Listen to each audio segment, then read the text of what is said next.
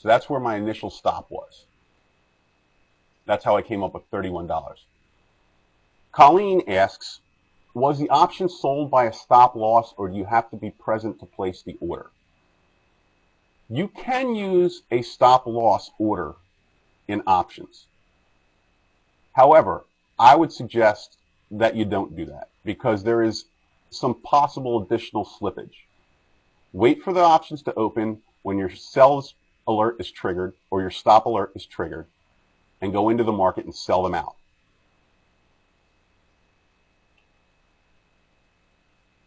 Let me review some of these other questions here.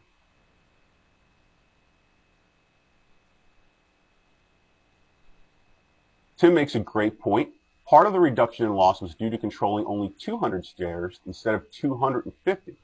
If we'd had 2.5 contracts, our loss would be absolutely right, Tim. That's a great point.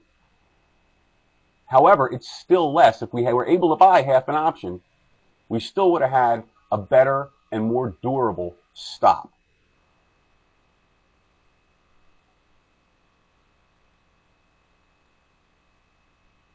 Right, the $1.38 value, Daniel asks, even though it hit your stop, what was left was time value. Was this the $1.38? That is correct.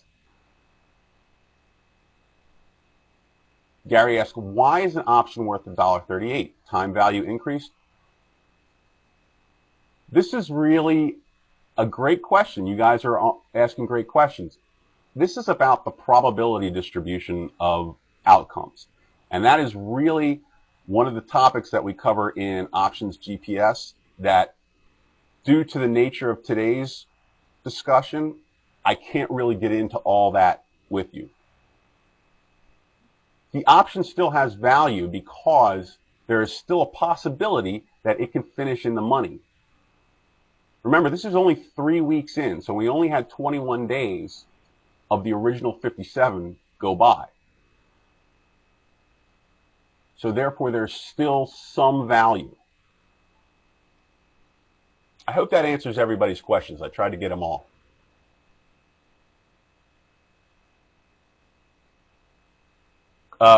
Chalmers asks, so you're using the underlying for the stop? That's correct. The stop is still going to be based on the underlying.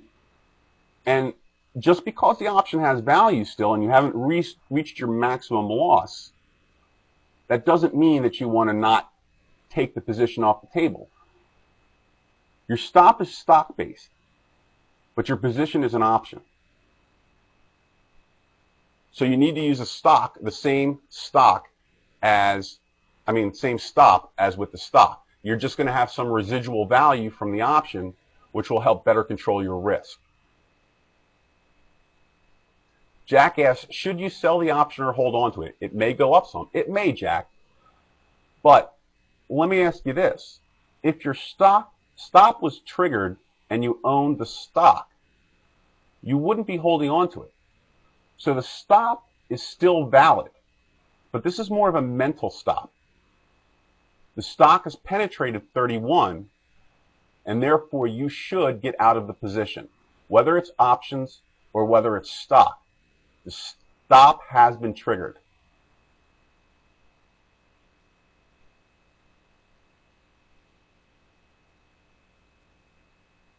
Steve, I can't really address that sector hunter alert today. That's a little beyond the class here. Steve mentions that he received a sector hunter alert to buy the Nove 36 calls at 560. I'm not sure which option that was or which stock that was. I've not yet acted on its spread. It's 30 cents, 550, 580. How can I reduce the spread to your 10-cent limit? Well, clearly you can trade in between the markets. So that's what I would use as a limit order there. Like I said, if the spreads are too wide, 30 cents isn't terrible for a deep option. It's big. It's much larger than I would like. I'd rather see 560, 570. And there's probably a good chance that if you bid 570, you'll get a fill. I can't guarantee that, obviously. I'm not familiar with what option it is that you're talking about. But you'll always want to use limit orders when you're trading options.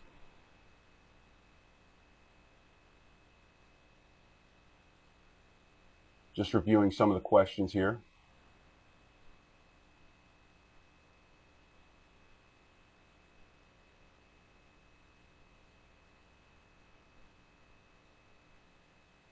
Tim asks, sector hunter options suggestions are almost never in the 30-day to 60-day recommendation for expiration. Like today's are all November and December options. Who's right? Well, they're your options, Tim. Both of us are right. The reason is because the sector hunter options, from my understanding, is that they are doing a deeper stock replacement strategy.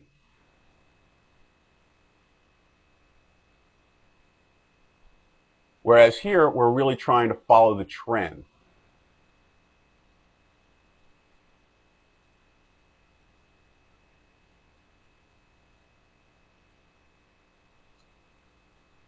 Sector hunter options, the criteria for that, I believe that's Chris's product. Mark, you want to jump in if you can? If you're still there, and explain that? Okay, there you go. Sector hunter, Chris always goes at least 3 months out. And that's fair enough. And there's nothing wrong with that. But then I have to use a deeper option, right? Because the further out I go, if I use the same strike, I'm going to lose deltas as I go further out. And like I said, this is a complex issue. And for really the options GPS class. All right, let's move forward, okay? I hope I got at least an idea, got most of the ideas across here. Okay. We were talking about locking in profits without reducing exposure to the trend. Now we saw, if we had taken May options, May expiration was right in here. We would have made a little money, but not a lot of money. Stock runs a little further, and this was the opportunity to roll to another option. In Tika's example, he suggested rolling the stock stop up to 43, or moving your stop higher. This is a situation, and this is why I had that little asterisk next to choosing the option that is equal to your strike. There were not sufficient deltas in the 43 strike option, not significant enough exposure to the stock movement to use that strike. Now that doesn't mean that you're still not using a mental stop of 43. If it gets there, you're going to sell out the July 41 calls, which are the appropriate roll, because again, we're going to roll it out to July. There's 45 days to July expiration when this roll is initiated. All right, so we have to make sure we have enough deltas, and we're going to stay in that 30 to 60 day range. So with the stock around 45, the July 41 calls were worth 503. HY, I'm going to cover that in just a minute, how to do the roll. All right. First thing we need to know is that the July 41 calls were worth 503 with the stock around 45. So when you move your stock stop up to 43, the stock would have been trading around 45. The July 41 calls are the ones you choose. And we would have had to pay 503 while selling out our initial position.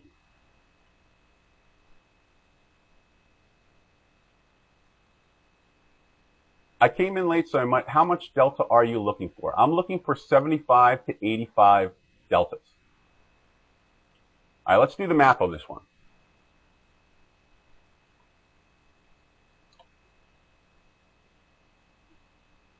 Our entry price was 35 for the stock. The stock exit price was 42.95. Now the reason I said 42.95 is it actually, when it opened, when it broke through 43 and would have triggered your stock stop, The opening price for that day was $42.95. That's where you would have been filled on your stop. So on 250 shares, you would have made almost $2,000, $1,987.50. So for the cash transaction, we would have had a return of about 22.7%, which is fantastic. If you're on the margin transaction where you only had to put up 50% of initial margin, your return would have doubled almost to 45.4. And that makes sense. You put up half the money, you get the same return, your return doubles. Well, let's look at the option position. We entered with the June 31 calls, which we bought for $4.94. When we rolled up and out. We rolled to a higher strike and out on the calendar. So the June 31 calls, with the stock around 45, are worth $14 because they're pretty much stock right now. Sell those out for $14. Buy the July 41 calls for $5.03. Our stock stop was triggered when it broke 43. So we need to sell out of the July 41 calls. With our stop fill at $42.95, the July 41 calls would have been worth $3.15. Okay, the net for the June 31 transaction, the buy at $4.94 and the sale at $14, yields a net profit of $9.06. The loss on the July 41 calls was $1.88. We paid $5.03. We sold them out at $3.15 because the $43 stock stop was triggered, yielding a net profit of $7.18. So for two contracts, we started with two, we rolled two, we would have made $1,436, which is that $7.18 times two contracts times the 100 shares that each contract controls. So here our return on initial investment is 145%. Imagine if we rounded up the three contracts. I mean, the return would be the same on a percentage basis, but on a dollar basis, it would be much higher. Without getting into whether we should round higher or lower, because that's really about what your risk parameters are. But what we see here is that if the stock drops and violates our stop, there's still going to be value to the option, and we'll be able to minimize that risk. If everything works out and we're able to roll up and out, then we're going to increase that investment tremendously, or increase that return tremendously on a percentage basis. Is everybody with me? I want to make sure I didn't lose too many people. We're getting a little complex with the math, but I really feel that, showing it through an example is really the best way to approach it. All right, great. Love to see lots of yeses. Okay, now, I promised that I would help you get comfortable with shorting here. And we're going to take a look. We're going to turn back the clock a little further. We're still going to be talking about the steel sector. Dan asks, is it always easy to sell your options when you need to exit a position? This is why liquidity is so important, right? This is why you need to choose the liquid options, because you do need to get out. If your bid ask is too wide, there's not enough liquidity in the options, and there's probably not enough liquidity in the underlying either. It's going to be harder to do. So you really want to make sure that you're trading liquid options. And like I said, the bid-ask spread is a good example of that. Yes, sometimes you will have a bid-ask spread that's a little wider. But that's okay. Just don't overpay. And if they're too liquid, If you have a $5 option and you see that the market's like 465.30, you're probably not going to want to trade those options. You're probably going to want to use either the underlying ETF or find another correlated ETF. So back to that short position. This was a short trade that would have been taken by both the conservative as well as the more aggressive trader. Okay? So we're going to focus on this area here. We see that the price alert was given on May 27th, 2008 with the SLX at 105.84 with our initial stop at 116. Okay, so let's look at the comparison. You can get short SLX at 105.84 with your initial stop at 116. Our difference is $10.16. So for a $100,000 portfolio with a 1% risk level, you would have shorted 100 shares. A small roundup. Okay? You can only short on margin. So the margin investment would have been $5,292.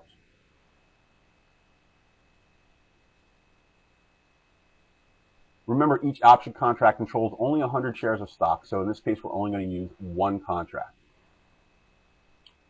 Anne asks, when do you roll options? The rolling of the options is going to be a little different than adjusting your stop. As you see here, we had an initial stop of 116. We lowered the stop here to 110 and eventually lowered it down to 95. Each corresponding to the box above the last column of O's. So it's going to be a little different for the stock, or for the options rather, and some of it's going to require understanding of when it is appropriate. When there is very little extrinsic value left, when there's very little time value left, the call options are trading just like stock, that's when you consider it. So you can do it at any time as long as you receive at least a full value for your option trade. All right? That's, again, some of these questions, and they're great questions, are the kind of things that we talk about in Options GPS. What I'm trying to give you here is an idea to expand the possibilities of how you can improve your risk management and increase your profits at the same time. Surgeon Sue asks, is liquidity of the underlying more important than open interest of a given option? Liquidity in the underlying is critical because you have to understand what's happening in the marketplace.